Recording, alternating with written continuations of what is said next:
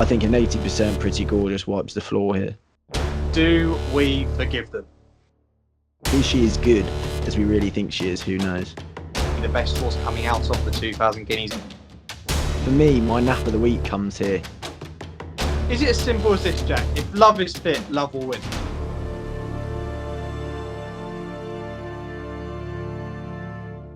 Hello and welcome to the Next Gen Racing YouTube channel for our weekend preview. And what a power-packed weekend we've got in store. We've got Friday action that Jack and I are going to be discussing because we have got Goodwood with some listed races there on the Friday. We're going to be looking at the card at Haydock, two Group 2s on the card there. We've got the Irish 2000 Guineas, the Irish 1000 Guineas and the Tattersalls Gold Cup as well to look forward to. There is plenty of other action. Jack and I had to kind of whittle down races to preview you guys. So if you do want to find out any other sections that you potentially got, I mean, feel free to tweet us or give us a message. But these are our main ones for the weekend. And we will kick off with Friday at Goodwood. If you haven't already been watching the videos, we're going to be there on Friday. We're really buzzing to be there on course. And we're going to be filming loads of great stuff for you guys. But on Friday, the two big races will start off with the Height of Fashion Stakes, which is over 1.25 miles. A listed contest here. The ground is currently described as good to soft at Goodwood. It's been fairly dry sort of around the area recently. It's quite advantageous to be able to say that, Jack, being local to the course. We can kind of monitor the weather. But I can probably say we're probably going to be looking at maybe sort of good to soft, maybe even soft, because there is rain scheduled over the next few days down south. But the betting for the Height of Fashion Stakes looks like this. Ready to Venture is 9-4. Lady Hayes is 9-2. Nash Nasher is also 9-2. Tabea is 11-2. Mystery Show 7-1. Aura Blue 9-1. And the other two are double figure prices. Jack, we won't go into these listed races for too long. We're kind of previewing them so that it will link in well with our video, our vlog coming up to our videos next Tuesday. But in this race, I mean, it's going to be quite boring, the first three races. It's going to be a bit of a trend, I think, as we're going to find out. But I quite like Nash Nasher in here for the Charlie Appleby team. I think very disappointing, actually, in the Oaks trial at Lingfield. But a Sandown over 10 furlongs. I think this is the horse's optimum distance. I thought she looked really good then, beating Shiasma, who's Frankel's sister. I'm sure that we're going to be seeing plenty of that horse and like to think that she'll come on a lot for that run. I just think that Marlon 2 is potentially this horse's sort of, best trip over the 10 furlongs. And I actually think that if the horse goes and wins this well, I think that potentially Glorious Goodwood and Nassau might be on the cards later in the season for this horse. They potentially got this in mind, trying to get a bit of course form into this horse, because we know that Goodwood is known for being one who a course that, you need that course form. It does really help around that track. So it'd be Nash Nasher for myself, who's around 9-2. Jack, what about for you? The thing with Nash Nasher for me is I don't think she's going to like the ground as it gets more considerably wetter if it does, because then you're looking out the window, you're hoping for no rain for yourself and also for the horse, and I'm not really a fan of that. For me, I think I was overcomplicating it. We've got Talbea, who won over 1 mile to really comfortably last time out for Owen Burrows, and you've also got Mystery Show for Archie Watson, and now they'll appreciate any kind of bit of give in the ground. But for me, I was overcomplicating it. I think the favourite, Ready to Venture, is quite solid here. I mean, I know we have good to soft ground at the moment. I think we will have soft, even soft heavy in places. I do think it is going to be horrid over the next few days. Hopefully it's not. Hopefully I'm wrong. But she's by Kingman. There's stamina on the dam side. The trip shouldn't be a problem at all. She's been progressing quite nicely. She ran well in on soft ground on her debut. She's quite unexposed as well. She's only had the 3 runs, so I do think none of it should be an issue. And I do think at 9-4, she's a rock solid price, let's say. There we go. So in the Height of Fashion Stakes, it's going to be Ready to Venture for Jack and Nash Nasher for myself. Right, on to the next race on the card at Goodwood that we're going to look at. And that's the Cox Stakes, which is the last official Derby trial just before the Derby, which is, it's now looking at just 2 weeks away almost. Very excited to see what happens in the Derby. And if you haven't already, do check out mine and Jack's feature video from this week, which is a bit of a conversation with regards to the Oaks and Derby trials we've already had and who we fancy at this stage. But in this race here, we have Stay Well as your 5-2 favourite. Your Beer is 11-4. Lone Eagle is 7-2. Alias is 4-1. Man of Riddles is 15-2. Gentleman Joe is 28-1. Now, the top 3 in the betting here, Stay Well, Your Beer and Lone Eagle, have still got entries in the Derby at Epsom itself, they are all sitting at around 50-1 for the race. So they are outsiders at this stage. But you've got to remember, Khalifa Sat was an outsider at this stage as well, and actually went off a big price in the Derby itself anyway, still to finish second. But Jack, I said it was going to be quite boring for myself the first 3 races, but I like the Charlie Appleby horse in here as well. Your beer last time out in the race at Chester, I just thought the horse hated the course. You could see in the final furlong the horse looked really awkward. Chester's not for everyone, but prior to that, I mean, looking at the third in the classic trial at Sandown, Noah Daya finished second in the race at Lingfield, the Derby trial, but I just think this horse finishing 3 3/4 lengths ahead of Lone Eagle. I think that potentially, the only horse that this horse has to beat is Staywell, who's a bit unexposed. We don't know too much about this horse. I just think that Staywell, that the performance actually reminded me a bit of Telecaster in terms of the way this horse went and won. And obviously Telecaster was considered Derby Hope as well for the same team. And it's a bit of an unknown in a Class 5 maiden it was, where this horse won by 8 lengths, and you never know what kind of step up horses can make. But I'm personally with your beer to sort of beat this favourite, Jack. What about yourself? See, I think Staywell, I think he's a little bit too short for me. I mean, it's a big unknown, as you say. Of course, he won very well last time out. But for me, I don't like your beer because of the ground. I think the ground's going to be a big hindrance to him. But for me, it's between Lone Eagle and Elias. Now, Lone Eagle won on soft ground, beating Mystery Angel by 7 lengths last year. And of course, Mystery Angel has since come out this year and won a group race and finished second last time out. So that's a really nice bit of form. But that being said, I am going to sign with Rafe Beckett and Elias. I do really like Rafe Beckett at Goodwood, of course, especially on soft ground. He had Lullaby Moon last year who won, and he always has them who come out on softer ground and they do quite well. But now from the debut here, Elias beat Mohathef on debut, and of course Mohathef has gone and absolutely romped up in his last 2 wins, but he's gone on to win 3 times in a row and he's unbeaten after that. He's only found Bellocchio to be too good in the debut. Now he's just won really comfortably, and he won last time out by 9 lengths, ease down. That was the best of the lot, and I think any kind of moisture in the ground is going to bring him on, and I think 7-2 is an all right price. There we go. Okay, so Elias for Jack and your beer for myself. I think I'm going to be fighting the ground at Goodwood, but I'm really praying that the Charlie Appleby and William Buick team can do it. So that is our preview for Friday at Goodwood. Right, on to Saturday now. I'm going to kick things off with the action at the Curragh before we get on to the 2 group races at Haydock. And it's going to be the Irish 2,000 guineas. All these guineas seem to be coming round thick and fast. Now the betting for the 2,000 guineas looks like this. Lucky Vega is 9-4. Poetic Flair, I'm not sure that horse is going to be going here, but that horse is 5-1. Wembley is 5-1. Battleground 6 is Labarossa is 13-2. Van Gogh is 8. Max Swinney is 10s. Thunder Moon is also 10s and 14-1 bar those. Jack, Wembley, Battleground, Thunder Moon, do we forgive them? It's as simple as that, isn't it? Do you forgive them or don't you forgive them? Now, out of the 3, the only one who I might forgive is Wembley because of the ground. I think we're yielding to soft at the moment. So for the UK folks, that's good to soft. So we're kind of looking at soft ground. I mean, there's rain forecast as well. But yeah, Wembley, of course, that form of St Mark's Basilica finishing second in the Dewhurst has been advertised quite well, let's say.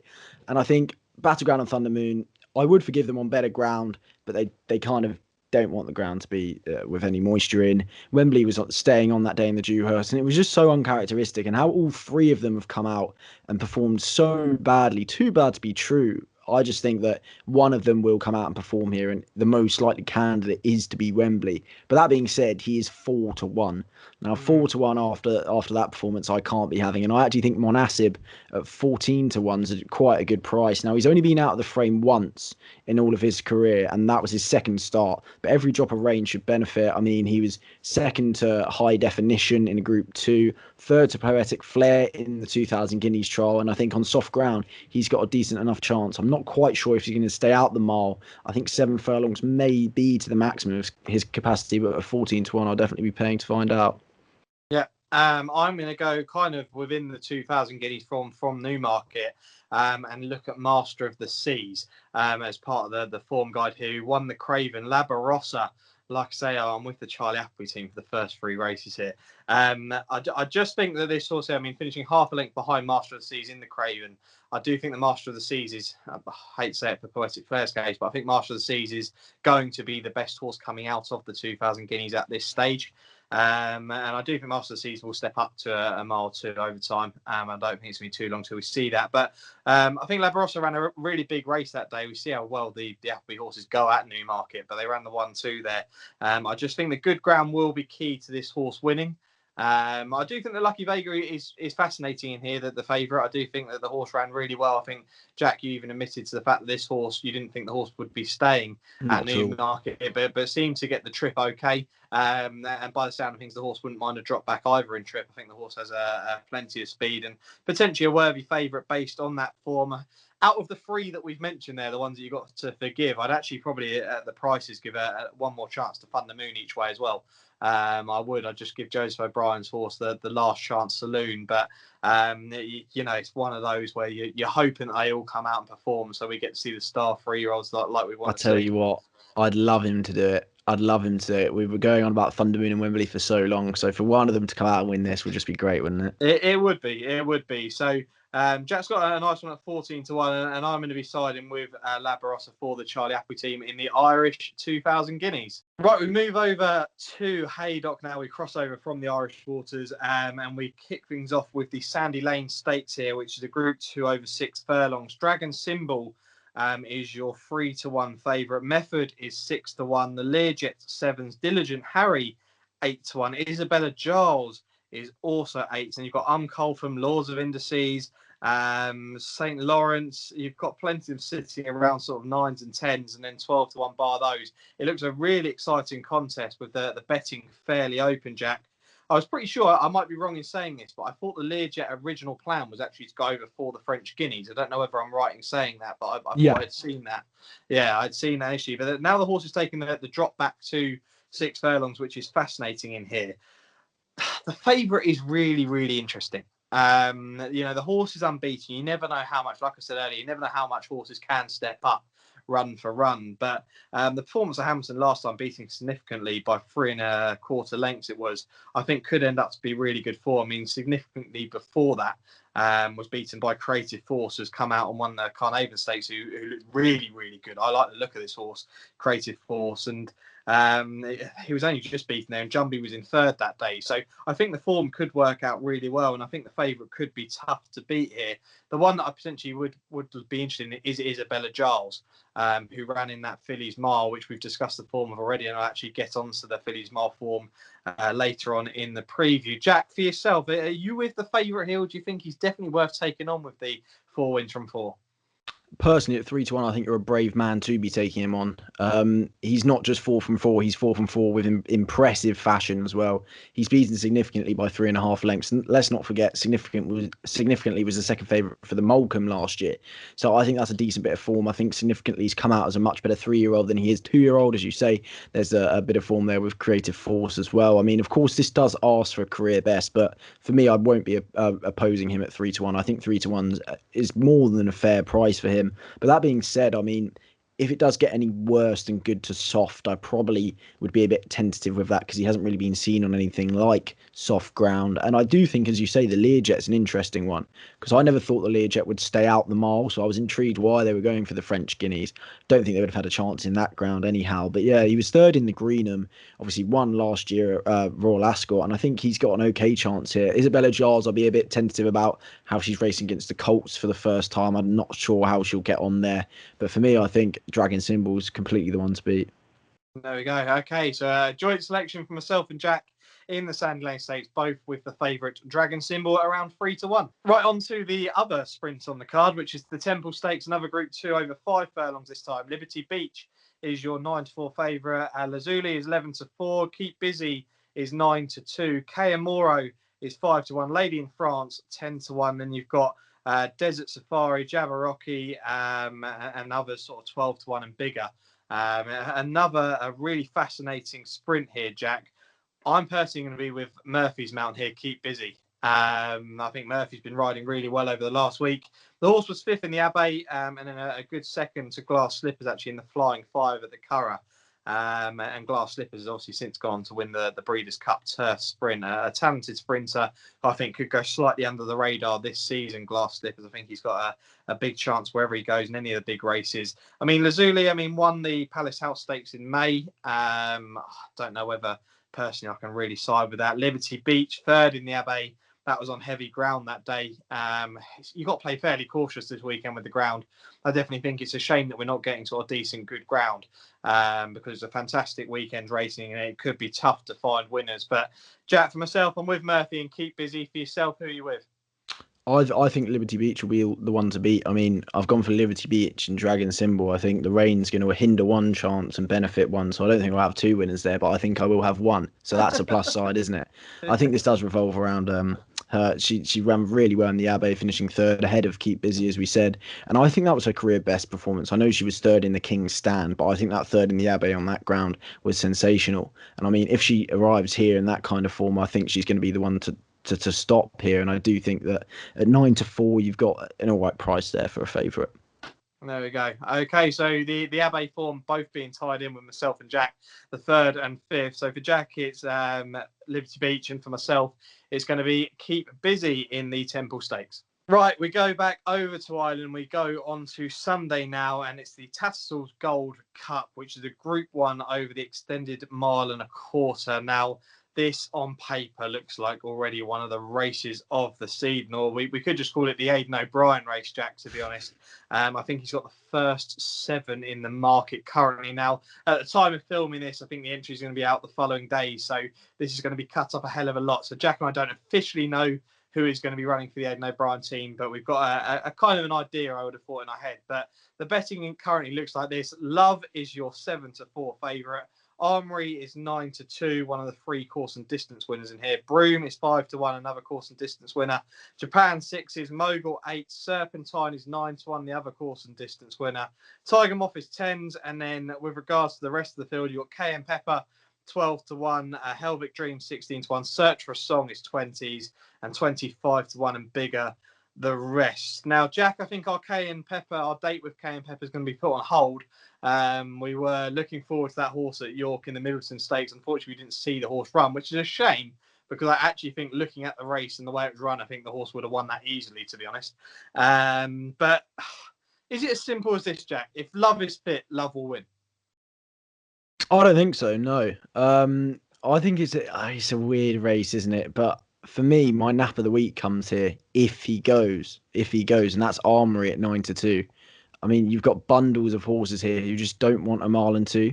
You've got Japan, Mogul, they both hate the trip. Cayenne Pepper racing against the Colts, even though she'll love the trip. Love wants to go further, and Love coming with a reappearance. I just think it's between Broome and Armory for me. Now, Broome, I think he's had 3 or 4 runs already this year. He's won a few times, so I think we've already seen what is to come from him. But Armory's only had the one run, won really nicely as well. And I think 9-2 is a serious price. This is his trip. He's over a mile and 2. That's where he wants to be.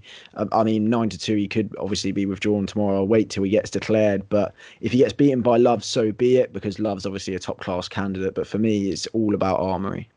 Yeah, exactly. We've got Love, who is an Oaks winner. And last time we saw her was in August in the Yorkshire Oaks, where she won so impressively. It's a shame we didn't actually get to see her in the Arc. Armory, obviously, the Huxley Stakes winner, that was really impressive. I was actually really impressed with Armory, and I kind of agree with you, Jack. If there's a horse over a mile and 2 that's going to be unstoppable, it could be Armory. Out of all the colts, Japan was the Ormond Stakes winner.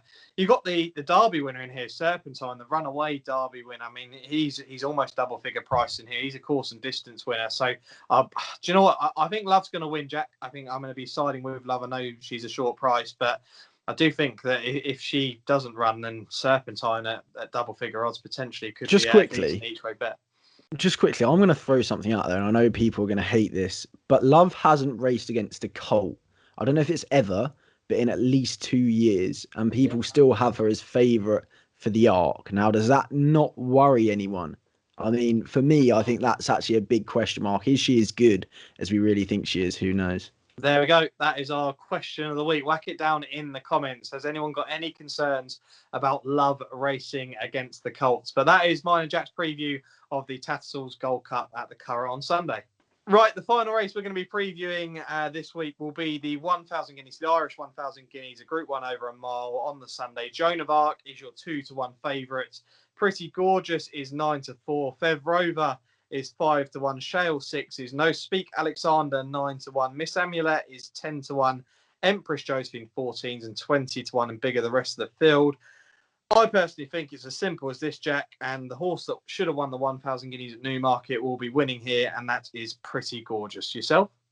Yeah, I mean, agreement. But the only thing is, how Joseph O'Brien's horse has been coming out first time is a massive question mark for me, especially as she didn't make the 1,000 guineas at Newmarket. I think we've had a long enough break for her to recover from what it was that she needed to recover from. But as we've seen with that filly's mile form, I think it just gets better and better. You got Mother Earth, Dubai Fountain, Snowfall. Who knows what Indigo Girl's going to do when she comes out? I think an 80% Pretty Gorgeous wipes the floor here. Okay, yeah. Look, it's as simple as that, Jack. So you mentioned the Fillies Mile, and we've mentioned it enough on this channel, but go back and look at the result of that race because it looks phenomenal at this stage. And Indigo Girl in second, we're still waiting to see her for the Gosden. So Pretty Gorgeous it's going to be for myself. I think Joan of Arc, I'm not quite sure the form of the race could work out too great. I think she could be a nice filly, but I just think it revolves around the top two in the market. Fev Rover was third in the 1,000 guineas. I mean, the English Raider going over there, I wouldn't put anyone off backing this horse in the race. Shale, wasn't too impressed with Shale. Maybe the horse needed the run. I mean, the horse has got to come on a hell of a lot for that run for the Donnachar O'Brien team. But for myself and Jack, an agreed opinion, the Irish 1,000 guineas, and that's going to be Pretty Gorgeous for the Joseph O'Brien team. Right, that's it for our weekend preview. I hope you guys are enjoying our sort of snappy videos and our quick previews of the races. I mean, if you do want us to chat about the races in longer depth, then please let us know down in the comments. But we want to kind of make it as engaging and as quick as possible for you guys to listen to and also share your opinions as well down in the comments. We're more than happy to react to your comments. If you do comment down below, we're more than happy to have a look and sort of see your thoughts. Now, with regards to videos coming up for you guys, we've got our feature video next week with something very different where we're going to be at Goodwood with our vlog style video, and hopefully that comes across really well. And well, 2 weeks today, Jack and I will be filming from a brand new look studio for the Epsom Oaks and Derby preview, which is going to be fantastic. We're really hoping it comes across how we expect it to, and I hope you guys are going to enjoy that as well, and a brand new look to the Next Gen Racing channel. But that's it for this week, and it's Goodwood!